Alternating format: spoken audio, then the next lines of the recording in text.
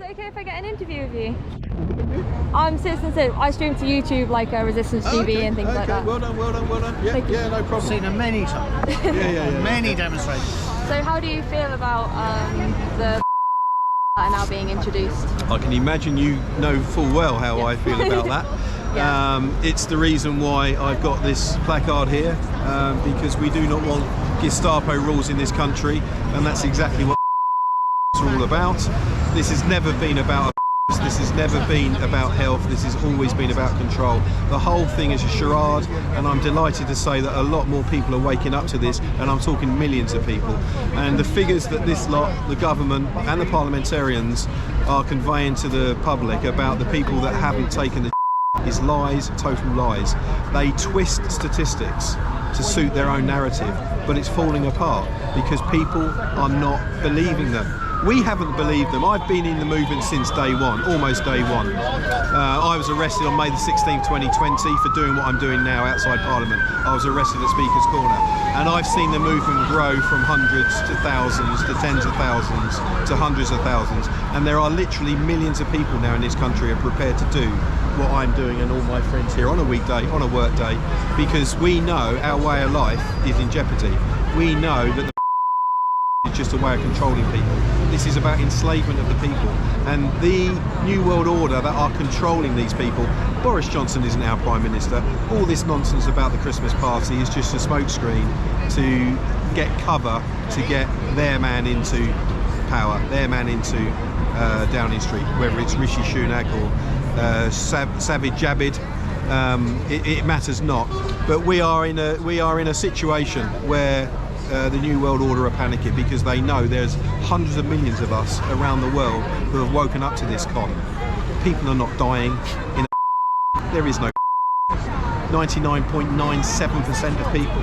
That's 99.97% of people that get this man-made bug are not dying.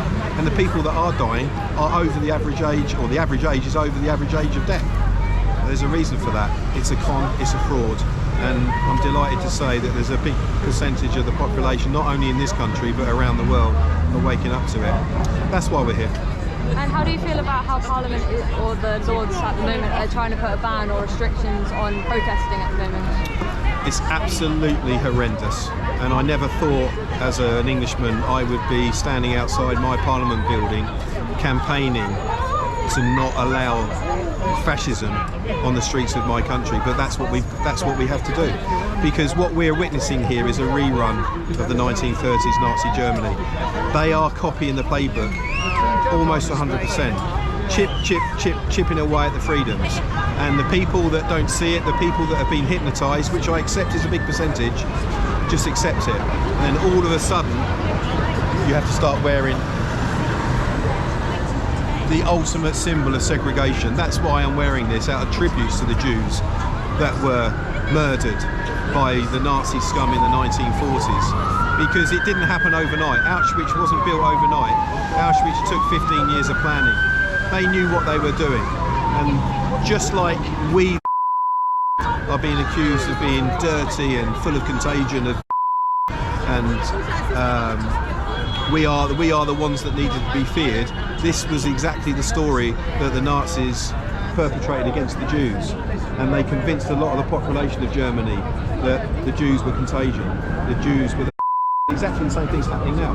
It's so obvious when you wake up to it, and I'm very, very pleased to say that this lot and that lot in Downing Street are doing our job for us, because the lies are now becoming so obvious. The Downing Street party, fracas, has woken up a lot of people that were sitting on the fence, and they're panicking. Boris Johnson's speech last night on national TV on Sunday night, I haven't watched it myself. I don't need to watch it, because everything that comes out of that man's mouth is lies, and he's a buffoon, and I don't want to listen to it, but I gather his body language was appalling because he's panicking, and I love it. And do you think that we're turning into a two-tier society at the moment? Very much so. Very much so. There's and this is what this is all about. The segregation, which is what my grandfather fought on the beaches of Normandy to stop, We live in a free society. We need to accept different viewpoints. And this lot in Parliament, not all of them, I'm pleased to say a few MPs have now got the gonads to step up and actually call out what is happening, but they're not doing enough. I say to Steve Baker or Sir Graham Brady, come out and hold up this placard. That's when I'll know you're fully on side.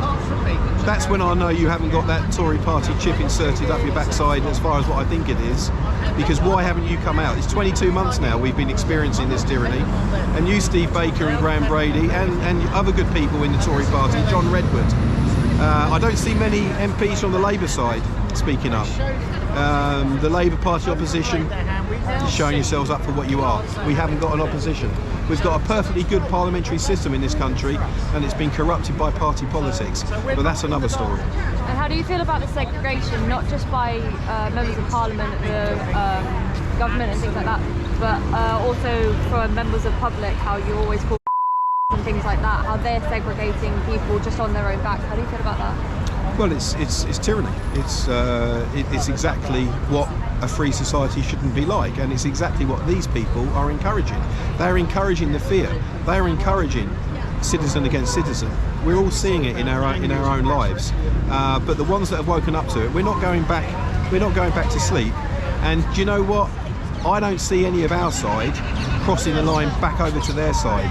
The movement of travel is the asleep are waking up and coming to us. It's not the other way round. This is a massive political movement, not in this country, but around the world. And when a first world country like Austria thinks it's right to introduce €2,000 fines for citizens not being, then people that have got a brain in them, that are not sheep, that are prepared to look outside the box of what the TV is saying, because these people have told the BBC to say X, Y and Z.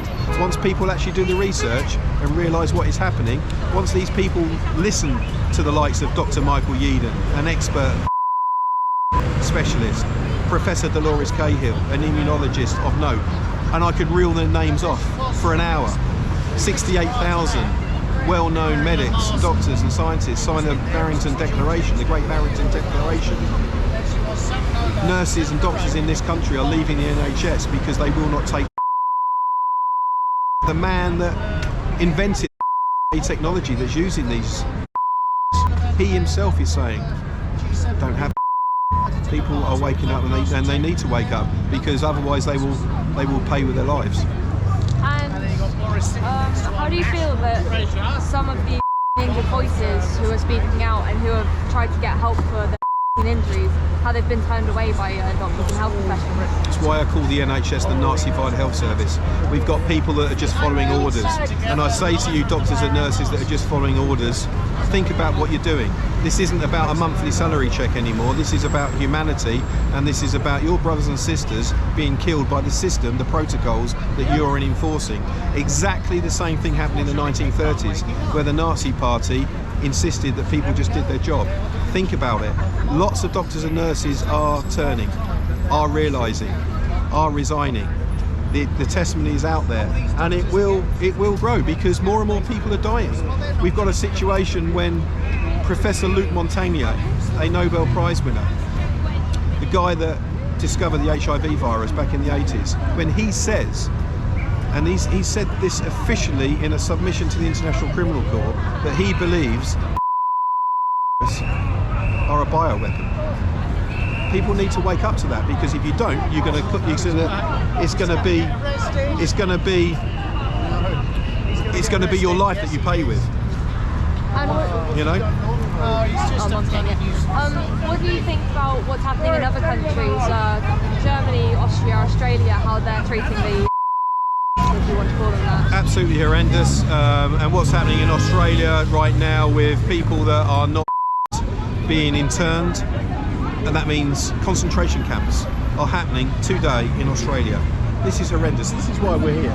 You know, there's many hundreds of people here already, and this is why they're out here, because we do not want to be living under those conditions. There is something called the Nuremberg Code, Article 6.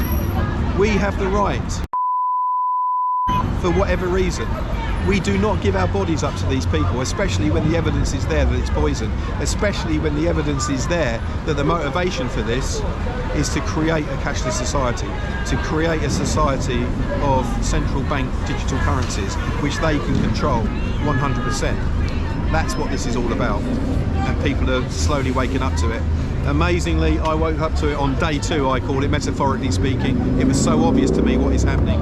It was so obvious, and I'm pleased to say, millions of people have spent 22 months having their lives disrupted, and they're taking no more of it.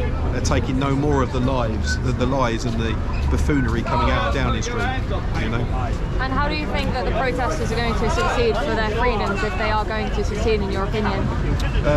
We will have to succeed. We will have to succeed because the alternative is not worth thinking about. We're talking about life and death here. We're talking about freedom or enslavement, and it will work by numbers. They fear the numbers. I've seen it. I've been on the protest scene since day one, and the thing that they cannot answer is the numbers. In April and May there was over 1 million people on the streets of London, but it's not just London, it's all the regional cities and towns and the small protests. Like today there's a group of yellow ball protesters here outside Parliament, and every major town in the country has been doing the same thing, and this is where the support comes from. And just like the Berlin Wall fell eventually in 1989, this is exactly what's going to happen here as well. This is going to fall, and it's just a question of time. It's very slow because we're up against the state. We're up against the biggest enemy of them all. They've got limitless money, limitless cuffs, limitless guns, and a lot of mates that are sycophantic towards their goals and motivations, and it's absolutely appalling what is happening. And how do you feel about how the police have treated protesters? In London, absolutely appalling. The London Met should be ashamed of themselves. It's different in the provinces. There is a large degree of the police constables have got a lot of sympathy for us. There are some London Met police officers that you can see in their eyes are sympathetic. But again, the New World Order are getting rid of those older guys and older women, as it seems, and they're getting the younger ones in who just want to follow orders. And again, it's so obvious of what is happening there. And the London Met, I've got no respect for them at all. Thank you. Good, thanks a lot. Good.